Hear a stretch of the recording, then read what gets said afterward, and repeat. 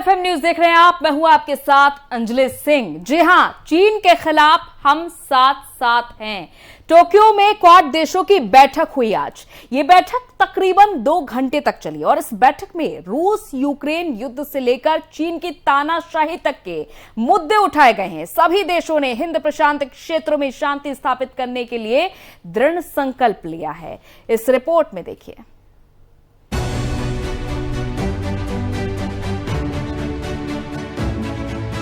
Tokyo में quad की बैठक हुई। इस बैठक में पीएम नरेंद्र मोदी, अमेरिका के राष्ट्रपति जो बाइडेन, जापान के पीएम फूमियो किशिदा और ऑस्ट्रेलिया के नवनिर्वाचित प्रधानमंत्री एंथनी अल्बानीज शामिल हुए। ये सम्मेलन ऐसे समय में हुआ है जब चीन और क्वाड के सदस्य देशों के बीच संबंध पिछले कुछ समय में तनावपूर्ण हुए हैं। इसकी वजह बीजिंग का लोकतांत्रिक मूल्यों को लगातार चुनौती देना और आक्रामक व्यापारिक नीतियां अपनाना है।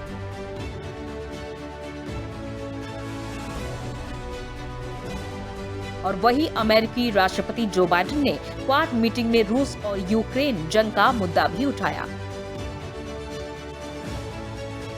उन्होंने कहा कि रूस के राष्ट्रपति पुतिन एक संस्कृति को खत्म करने की कोशिश कर रहे हैं।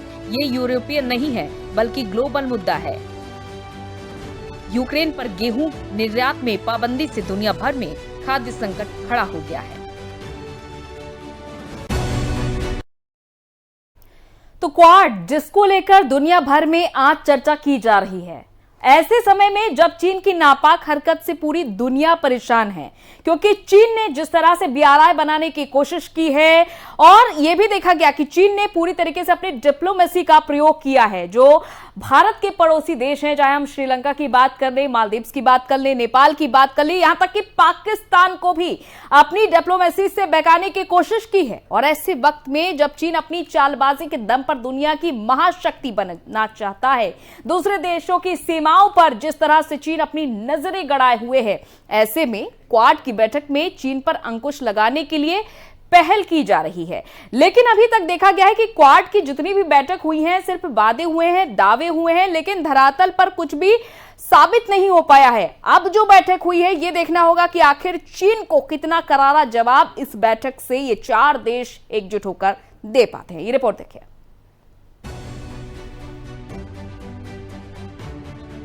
हिंद महासागर में सुनामी आने के बाद इस आपदा से निपटने के लिए 2007 में जापान के तत्कालीन प्रधानमंत्री शिंजो आबे ने क्वाड संगठन की स्थापना की थी। ये एक तरह का अनौपचारिक गठबंधन है। इसका पूरा नाम क्वाड्रिलेटरल सिक्योरिटी डायलॉग है। इसमें भारत, ऑस्ट्रेलिया, जापान और अमेरिका 4 देश शामिल हैं। ये सवाल उठता है कि आखिरकार इसकी जरूरत क्यों आन पड़ी। ये जापान के तत्कालीन प्रधानमंत्री शिंजो आबे के दिमाग की उपज थी। क्वाड समूह बनाने का उनका मकसद लोकतंत्र को बनाए रखना और आपदाग्रस्त देशों की mदद करना था। लेकिन इस समूह के बीच सामंजस्य की कमी के चलते इसकी छवि एक चीन विरोधी गुट की तरह विकसित हो गई। इसमें ऐसे देश हैं जिनकी सीमाएं चीन से छूती हैं। दरअसल इस समूह में मंगोलिया और कोरिया को भी शामिल होना था, लेकिन ऐसा नहीं हो पाया। चीन से लगी सीमाओं की सुरक्षा करना भी इस समूह का लक्ष्य है।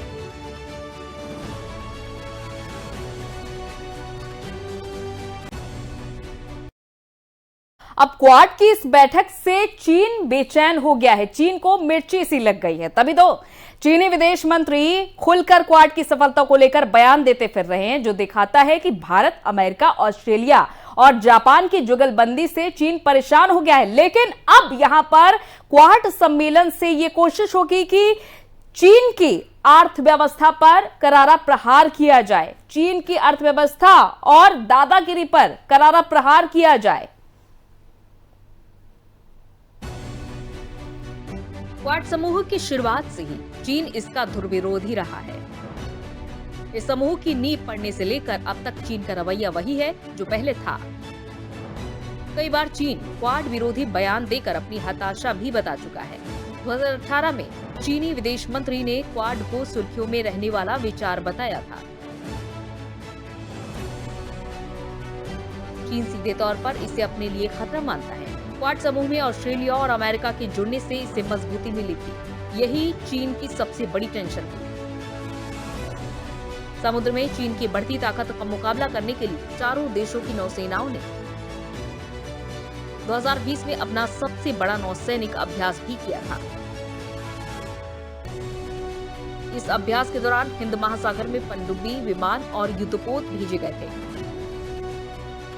चीनी विदेश मंत्री वांग यी ने क्वाड की तुलना नाटो से कर दी थी। क्वाड की बैठक में चीन में बौखलाहट है, ड्रैगन की चिंता यूं ही नहीं है, इसके पीछे वाजिब कारण भी है। चीन की आक्रामकता के चलते उसके पड़ोसी मुल्कों में जो एकजुटता है, क्वाड संगठन से चीन की विस्तारवादी योजना पर विराम लग सकता है। चीन को घेरने के लिए भारत, जापान, अमेरिका और ऑस्ट्रेलिया के साथ हिंद प्रशांत क्षेत्र के 13 देश एकजुट हुए हैं। भारत चीन सीमा विवाद के बीच क्वाड की इस बैठक ने चीन को और चिंता में डाल दिया है। तो चीन ने अभी तक जितने भी कदम उठाए हैं उससे अमेरिका के लिए मुश्किलें हो रही थी, ऑस्ट्रेलिया के लिए चिंता का सबक बन रहा था, भारत और ये भी देखा जा रहा था कि जापान के लिए भी मुश्किलें खड़ी हो रही थी। क्वाड की मीटिंग में पीएम नरेंद्र मोदी ने अपने संबोधन में इशारों में चीन को दो टूक कह दिया है कि क्वाड को लेकर सभी देशों का नजरिया साफ है, आपसी सहयोग और भागीदारी इसे एक नए मुकाम पर ले जाएगा। वहीं क्वाड की बैठक में अमेरिकी राष्ट्रपति ने भी बिना नाम लिए चीन पर हमला बोला। उन्होंने इशारों में चीन पर दुनिया के चेन सिस्टम को बिगाड़ने का आरोप लगा दिया है, क्योंकि चीन की ये कोशिश हमेशा से रही है कि जितने भी देश हैं उन पर अपना कब्जा जमाया जाए, अपना आधिपत्य दिखाया जाए। लेकिन फिलहाल अब जब 4 ये बड़े देश एक साथ हैं तो अब ये देखना होगा कि आगे क्या कड़ा कदम उठाता है चीन। क्या चीन इसका कुछ विरोध करने वाला है आगे चल के? पीएम नरेंद्र मोदी ने क्वाड सम्मेलन में आज इंडो पैसिफिक से लेकर इस समूह को लेकर भारत का पूरा नजरिया साफ कर दिया। अपने 2 मिनट 45 सेकंड के संबोधन में पीएम मोदी ने क्वाड देशों की मित्रता से लेकर इसकी मजबूती का जिक्र किया, तो वहीं बिना नाम लिए चीन को संदेश भी दिया। चीन के विदेश मंत्री वांग यी ने कुछ दिन पहले कहा था कि ये समूह नाकाम होकर रहेगा। वहीं पीएम मोदी ने अपने संबोधन में कहा कि क्वाड ने दुनिया में बड़ी जगह बना ली है। हिंद प्रशांत क्षेत्र में दुनिया की 2/3 आबादी रहती है। अमेरिका, जापान, भारत और ऑस्ट्रेलिया के इस समूह में पीएम मोदी ने मित्रता, आपसी सहयोग, इंडो पैसिफिक से लेकर कोविड-19 का जिक्र किया। पीएम मोदी का भाषण संक्षिप्त था, लेकिन उन्होंने काफी मजबूत संदेश दिया। इतने कम समय में क्वाड समूह ने विश्व पटल पर एक महत्वपूर्ण स्थान बना लिया है। आज क्वाड का स्कोप व्यापक हो गया है और स्वरूप प्रभावी हो गया है। हमारा आपसी विश्वास, हमारा डिटर्मिनेशन लोकतांत्रिक शक्तियों को नई ऊर्जा और उत्साह दे रहा है। क्वाड के स्तर पर हमारे आपसी सहयोग से एक फ्री, ओपन और इंक्लूसिव इंडो पैसिफिक क्षेत्र को प्रोत्साहन मिल रहा है, जो हम सभी का साझा उद्देश्य है।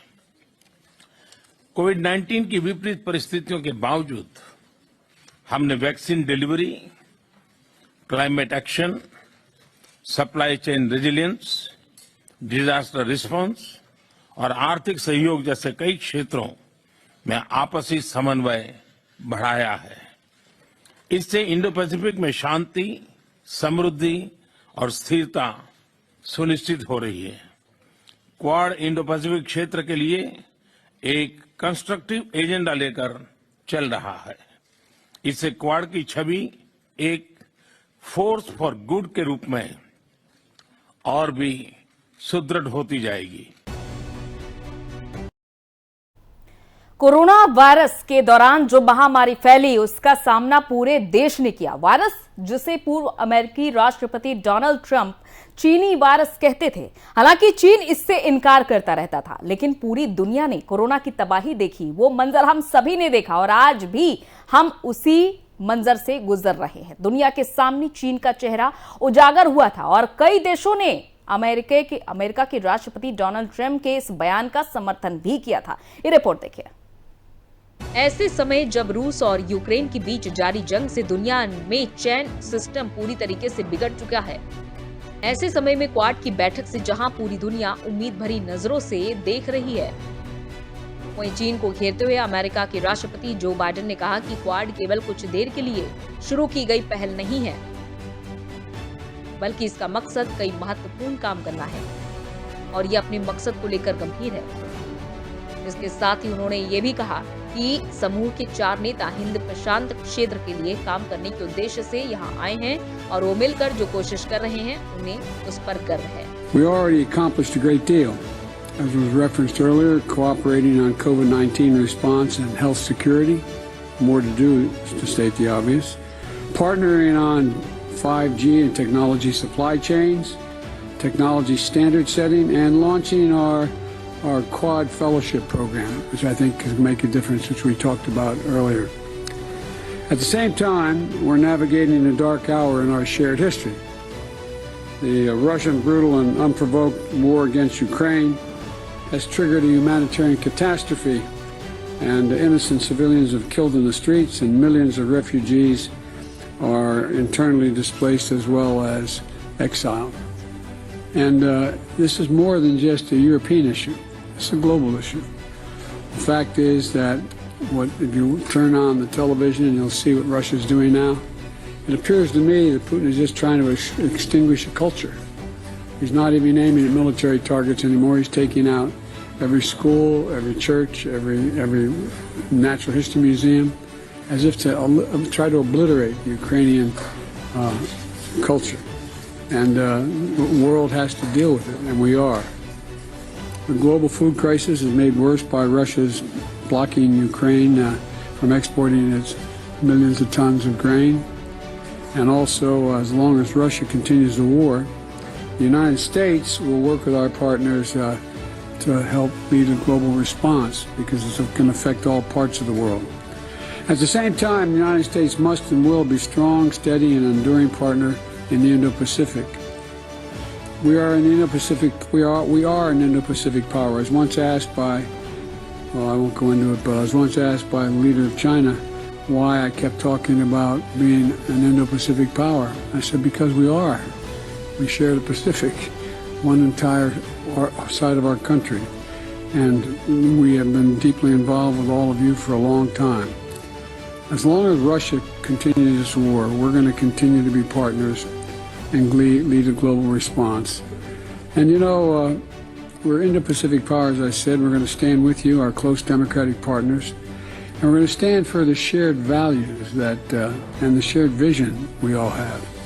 ऐसे समय तो कोरोना वायरस के कहर से अब तक दुनिया उबर नहीं पाई है और अभी भी इसका खतरा बना हुआ है।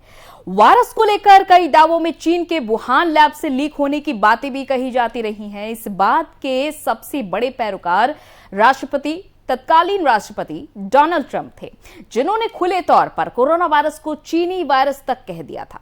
ये रिपोर्ट देखिए।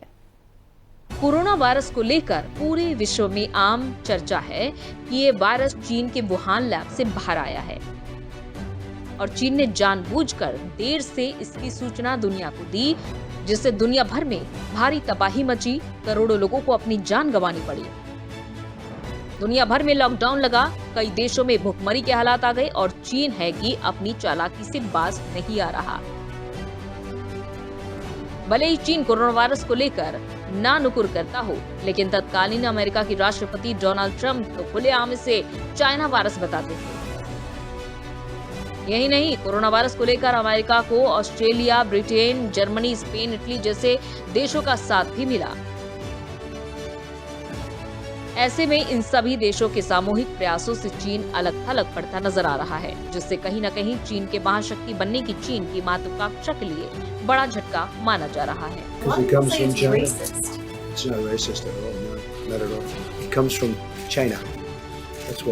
Comes from China. I want to be accurate. Because it comes from China. It's not racist at all. No, not at all. It comes from China. That's why. It comes from China. I want to be accurate. Because it comes from China. It's not racist at all. No, not at all.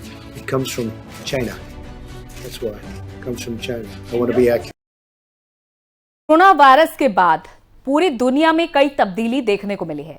कई कंपनियां चीन से अपना कारोबार समेटने में लग गई और भारत में अपनी संभावना देख रही हैं और भारत सरकार भी इसको लेकर पूरी तरीके से तैयार है। क्वाड की बैठक ऐसे समय में हुई है जब रूस और यूक्रेन के बीच जंग से पूरा विश्व प्रभावित हो रहा है। एक तरफ अमेरिका और अन्य यूरोपियन देश खुलकर यूक्रेन का समर्थन कर रहे हैं, वहीं दूसरी तरफ भारत न्यूट्रल भूमिका में है। इस सबके बीच चीन की नजर ताइवान पर है। रिपोर्ट देखिए।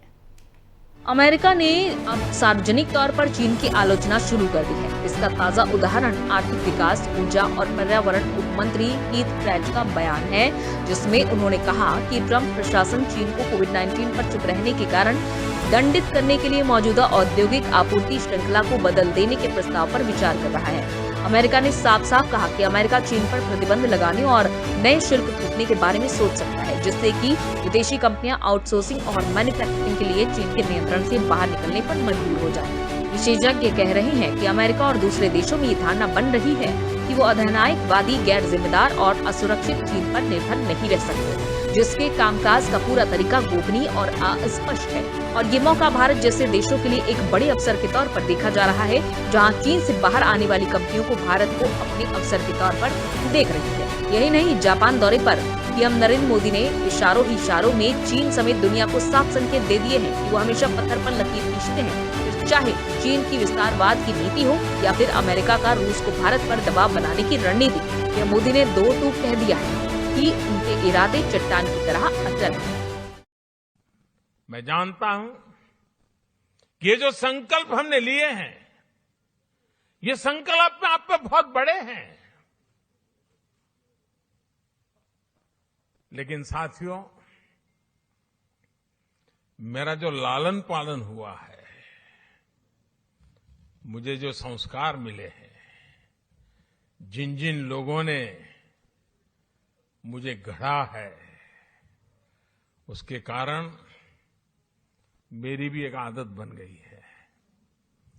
मुझे मक्खन पर लकीर करने में मजा नहीं आता है, मैं पत्थर पर लकीर करता हूं। हिंद प्रशांत समूह में चारों देश चीन के किसी भी विस्तारवादी नीति को रोकने की पूरी तैयारी कर चुके हैं। चीन इससे बिखरा हुआ है। कुछ दिन पहले ही अमेरिका ने कहा था कि अगर चीन ताइवान पर आक्रमण करेगा तो वाशिंगटन उसका जवाब देगा। दरअसल पीएम मोदी ने अपने संबोधन में 4-5 बड़े मुद्दों पर जिक्र कर उस पर भारत का स्टैंड साफ कर दिया है। जिस तेजी से क्वाड आगे बढ़ रहा है, निश्चित तौर पर आने वाले समय में चीन इसे चुनौती देने की कोशिश करेगा, लेकिन दुनिया की 4 ताकतवर देशों के इस समूह में काफी रास्ता तय कर लिया है। चीन को क्वाड बैठक से मिर्ची लगी हुई है। कुछ दिन पहले चीनी विदेश मंत्री यांग यी ने कहा था कि ये बैठक असफल हो जाएगी, लेकिन अगर पीएम मोदी के भाषण को देखते हैं तो उन्होंने कहा कि क्वाड ने विश्व पटल पर एक अहम स्थान बना दिया है, यानी चीन को बिना नाम लिए कड़ा जवाब दे दिया गया है। पीएम मोदी ने कहा है कि इतने कम समय में क्वाड समूह ने विश्व पटल पर एक मजबूत स्थान बना लिया है। जाहिर है जो चीन क्वाड के असफल होने की दुआ कर रहा है, उसे जवाब मिल क्या होगा। चीन ने अमेरिका पर भी निशाना साधा था। बेजिंग ने कहा कि एशिया में अमेरिका की रणनीति फेल होगी, लेकिन अमेरिका समेत सभी 4 क्वाड देशों ने ड्रैगन को बिना नाम लिए सुना दिया है। पीएम मोदी ने अपने संबोधन के शुरुआत में कहा है कि टोक्यो में मित्रों के बीच होना खुशी की बात है। यहाँ ये ध्यान देना होगा कि फिलहाल रूस और यूक्रेन के बीच जंग चल रही है। भारत ने संयुक्त राष्ट्र में रूस को लेकर तटस्थ नीति अपना रखी है। अमेरिका, जापान ने भारत पर रूस के खिलाफ बयान देने का दबाव बनाया, लेकिन भारत अपनी जगह से टस से मस नहीं हुआ। इन सबके बीच क्वाड की बैठक में भारत का उन देशों के राष्ट्राध्यक्षों से मिलना ये बताता है कि नई दिल्ली रूस पर तटस्थ स्टैंड के बाद भी अपने मित्रों को पूरा तवज्जो देता है। हाल के दिनों में अमेरिका, जापान, ऑस्ट्रेलिया देशों के साथ भारत के रिश्ते काफी मजबूत हुए हैं। सभी देश आपस में कारोबार करने पर सहमत हैं।